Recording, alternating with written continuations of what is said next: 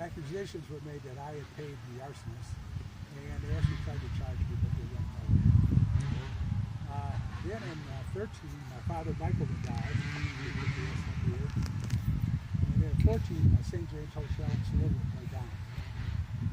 Fortunately, my family everybody got okay. My family was living there at the time, and I owned a farm out on manistique, so I moved him out there, and then I would stay above the sky in my office when I was in town, which was most of the time. And then 1818 rolls around. Michigan passed prohibition 2 years before the national prohibition. Suddenly, everything I do for a living is against the law, but you got to adjust. So I didn't know how long it was going to last because it was the Michigan law. So I rented the whole McNamara building to the Wakeman, and they expanded. I turned the Majestic into a soft drink cafe. Many people say it was a speakeasy. In fact, they say Patsy McNamara operated several speakeasies. So that was going, everything was going on. But I decided you got to change from, especially in 1920 when it becomes a national prohibition. It's going to last a while. So I outright sold the Escarpment.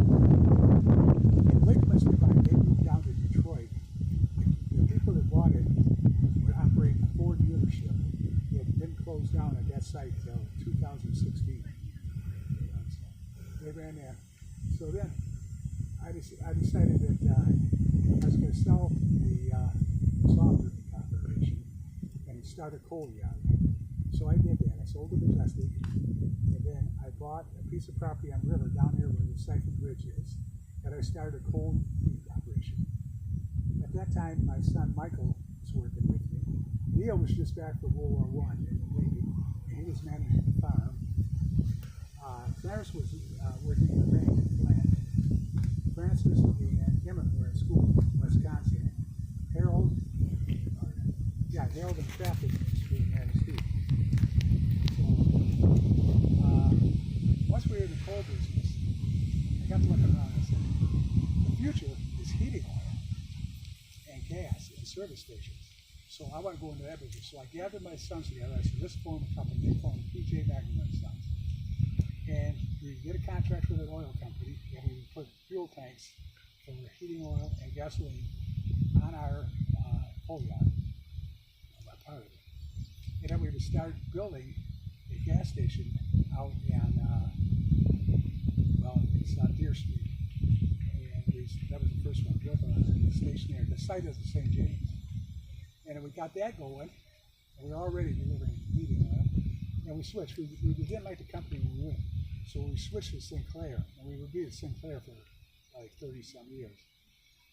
And we then we said we're going to sell out of the coal business. So we sold the coal yard part to Miller Lumber across the street, and we keep the part with the tanks for the offices.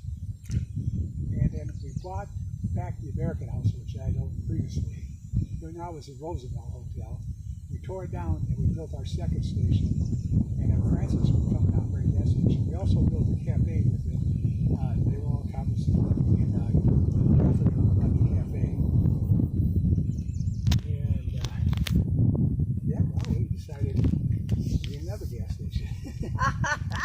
But at that time we saw tourism was really taking off. So we built another gas station out of US 2, and we built cabins, tourist cabins with it.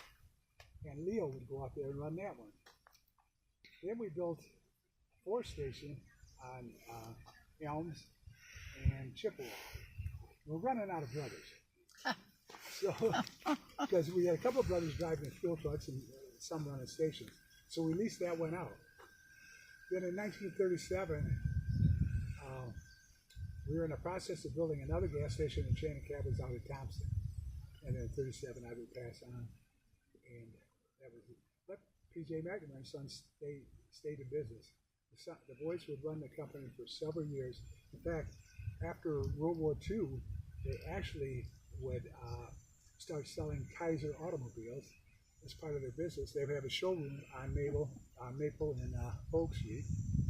And then Francis, the big thing is 1955, Mobile Oil comes to us. We've been with Sinclair for years. They said, we want you to take over 2 stations we already own in manistique and manage them.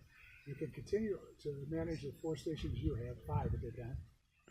We will give you distribution rights for all of Schoolcraft County and half of Delta.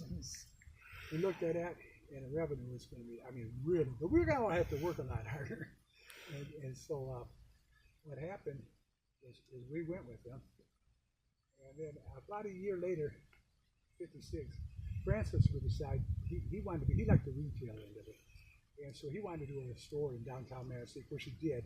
He bought out of the business and opened a retail store. It was very successful.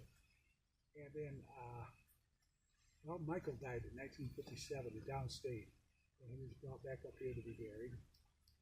And then Leo was getting up there, and he told the brothers, he says, I'd like to semi-retire. I want to stay partially in the business, but here's the deal. As part of his retirement, he wanted ownership of the Star cabins and gas station out of US 2. And it was a good deal for everybody, so they did that, and that's what he did. Matter of fact, his grandson still runs the hotel out there at Star. It's still in their family. Yep. And so then,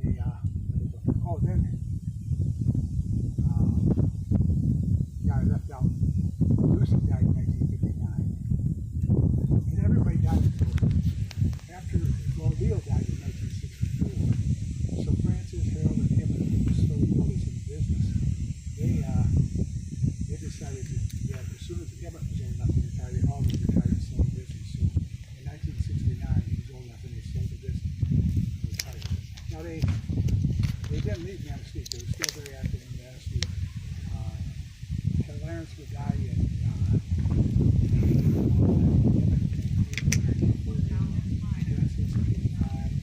last one was there in 87.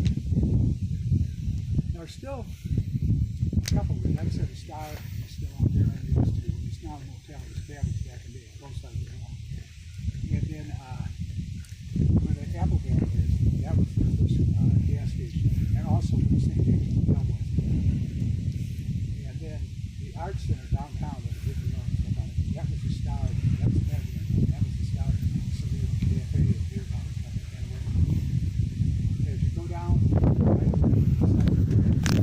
that building that the Historical Society is currently living in their site, that was part of the coal operation back there.